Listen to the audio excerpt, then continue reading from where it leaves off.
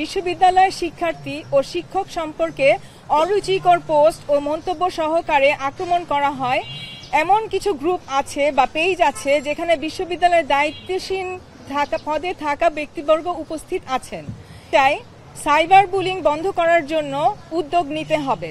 বিশেষত বিশ্ববিদ্যালয়ের শিক্ষার্থী ও শিক্ষক সম্পর্কে অরুচিকর পোস্ট ও মন্তব্য সহকারে আক্রমণ করা হয় এমন কিছু গ্রুপ আছে বা পেজ আছে যেখানে বিশ্ববিদ্যালয়ের দায়িত্বশীল পদে থাকা ব্যক্তিবর্গ উপস্থিত আছেন। এগুলো প্রশ্নবিদ্ধ করতে হবে এবং এই উপস্থিতিতে সার্বিকভাবে বিশ্ববিদ্যালয়ের ভাবমূর্তিকে যে ক্ষুণ্ণ করে এবং শিক্ষার্থী ও শিক্ষক কমিউনিটির জন্য যে অপমানজনক তা আমরা ইতিমধ্যে দেখে এসেছি। এই বিষয়গুলো বিবেচনা করে এখনই কোনো পদক্ষেপ নিতে হবে। এ ধরনের পেজ বা গ্রুপের বিরুদ্ধে ব্যবস্থা নেওয়া একেবারে সময়ের দাবি। অষ্টম, আপনারা জানেন হাইকোর্টে একজন প্রার্থীর রিটের বিষয়কে কেন্দ্র করে সেই নারী প্রার্থীকে সমাজবিজ্ঞান বিভাগের একজন শিক্ষার্থী ফেসবুক পোস্টের মাধ্যমে গণধর্ষণের হুমকি দিয়েছে বলে আমরা দেখেছি। হুমকিদাতা আলী হোসেনকে যথাযথ প্রক্রিয়া অনুসরণ করে দৃষ্টান্তমূলক শাস্তি দিতে হবে যেন এ ধরনের ঘটনার পুনরাবৃত্তি না ঘটে। আমরা জানি যে উনি পাবলিকলি অ্যাপোলজি জানিয়েছেন, ক্ষমা প্রার্থনা করেছেন, কিন্তু এটা যথেষ্ট নয় এবং এরকমভাবে আগেও দেখা গেছে যে অনেকে এ ধরনের পোস্ট দিয়েছে, মানহানিকর পোস্ট দিয়েছে এবং নানান রকমের যৌন হয়রানিমূলক কথাবার্তা তারা অনলাইনে ছড়িয়েছে, কিন্তু সেগুলো ক্ষমার যোগ্য নয়। এগুলোকে একটা শাস্তির আওতায় আনতে হবে বলে আমরা মনে করি। নবম, অনাবাসিক শিক্ষার্থীদের ভোটদানের উদ্দেশ্যে ক্যাম্পাসে নিরাপদে আগমন নিশ্চিত করার জন্য প্রয়োজন অনুসারে বাস ও ট্রিপের সংখ্যা বাড়াতে হবে। এ বিষয়ে প্রয়োজনে বাড়তি বাজেট বরাদ্দ দিতে হবে। আপনার প্রিয় কাপড়ের যত্নে এলো এনজাইম সমৃদ্ধ Arik silver wash detergent powder 500 গ্রাম মাত্র 70 টাকা। প্রিমার্ক।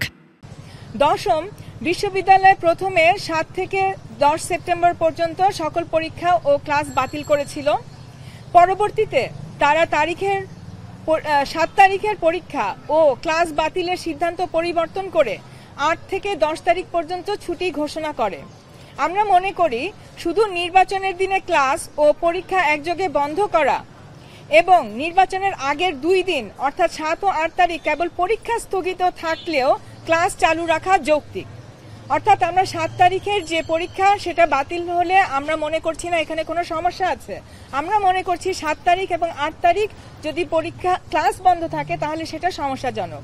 আমরা এ প্রস্তাব বাস্তবায়নে সংশ্লিষ্ট সকল পক্ষের সহযোগিতা আশা করছি। একাদশ, ঘন ঘন সিদ্ধান্ত পরিবর্তনের কারণে ব্যবস্থাগত অসুবিধা সৃষ্টি হচ্ছে।